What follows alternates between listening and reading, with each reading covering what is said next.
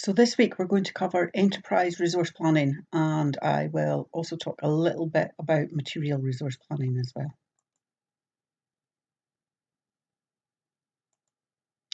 What do we mean by enterprise resource planning? What is it?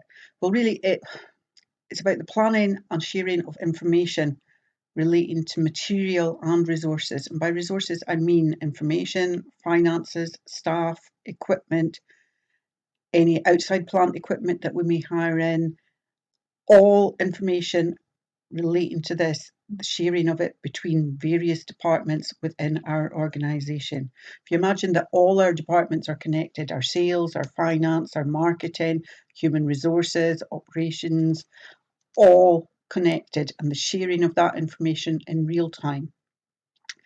Enterprise resource planning is also how this information is created, organised and shared, and who the information is shared with and at what stage. Enterprise resource planning originally stemmed from materials resource planning, which developed around about the 1970s.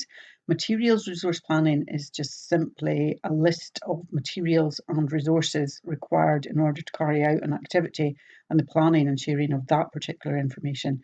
Enterprise resource planning takes this a stage further, though. If you think of material resource planning in terms of a cake factory, the number of eggs that we might need, the amount of flour that we might need, the amount of chocolate, cocoa powder that we would need in order to create chocolate sponges in 2 weeks' time, 100 chocolate sponges in 2 weeks' time. What do we need? When do we need it delivered by? And to which various departments of our organisation? That would include any materials for packaging and then shipping out. When's the shipping required as well? Enterprise resource planning takes this one stage further. So the actual information required by organisations as well, how one department's activities can affect another department and at what stage this information should be shared. How does enterprise resource planning work? Really, it's all one big database. And for those of you that know anything at all about databases, you can imagine how complicated this would be. So there might currently be several databases within our company. We might have one for HR, one for payroll, one for finance, customer relationship management in the sales team. But ERP or enterprise resource planning would combine all of these databases. It would connect them all, and sometimes, or quite often, it connects suppliers and customers as well.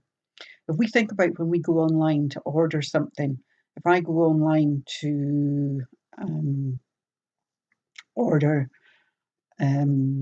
or book a flight with EasyJet, I'm actually inputting information into their database that's getting connected, and EasyJet at some stage will use that information to allocate where their planes are going to be, how many pilots, what type of plane, how many seats it's going to have, how many passengers it will be able to hold, where each of these planes will be allocated. It will contract with the baggage handlers and security requirements. It will allocate cabin crew depending on that. So the information is completely shared within the company, and all planning is based on that.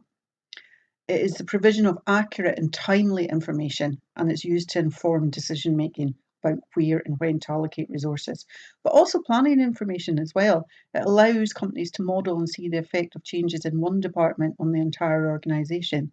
So if we worked in a manufacturing company and we decided to close one area down for maintenance, what effect would that have on the other areas of manufacturing? It requires very highly detailed mapping of all operations, and it needs to show the relationships between departments, the direction and travel, the direction of travel and the actual travel in terms of steps of information, materials and resources between departments, and they would need to be mapped in all directions. Considerations for enterprise resource planning. Organisations who want to invest in ERP would need to consider whether they would want off-the-shelf existing software, which is already created, or bespoke, tailored specifically for their own organisation. There's pros and cons to both. You would need to think about if it's off-the-shelf compatibility with existing IT systems, and particularly with bespoke, the costs involved getting something tailored just for your organisation. We would need to consider whether existing methods of working would need to be changed to fit in with ERP. ERP can be quite rigid in what it requires once it's set up. Are we actually going to create competitive advantage for our organisation, or are we merely keeping up with our competitors? Are we merely doing the same as them just to stand still? Should customers and suppliers be included? If that's the case, then we would be looking at web-based ERP for full benefit, and we would need to consider effective change management. Workforces, people are generally very resistant to change in any way. Departments may not fight with each other, but resist sharing of information for some reason. It's human nature sometimes to want to protect what you have, feel that your area is more important than other areas. So change management, selling the benefits of this change, involving staff in planning and developing the change would need to be required. And we would need to think about security and backups of this information. Can you imagine if all the information for your company was available in this one big database, then something happened to it? Disaster. So you would need to particularly think about backups of the information, and more so for web-based ERP, including customer and supplier details, information, security. You would need to think about legislation which would apply to that, data protection management, Computer Misuse Act 1990, these type of things. There are benefits, but there are also downsides to ERP. So some of the benefits include improved decision making and planning because it's based on full information across the entire organisation. We have information from every department, sometimes from our suppliers as well.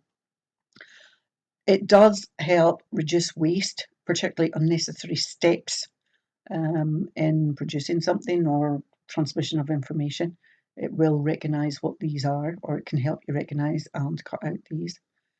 It does provide for improved monitoring and control based on real-time information, so we can see at a glance what's happening. Has there been a sudden surge in something? For instance, recently uptake in purchasing of toilet rolls. That information would be fed back to the toilet roll suppliers, and they could make changes based on the information that's coming from the supermarkets. It allows for improved communications between departments, suppliers and customers as well.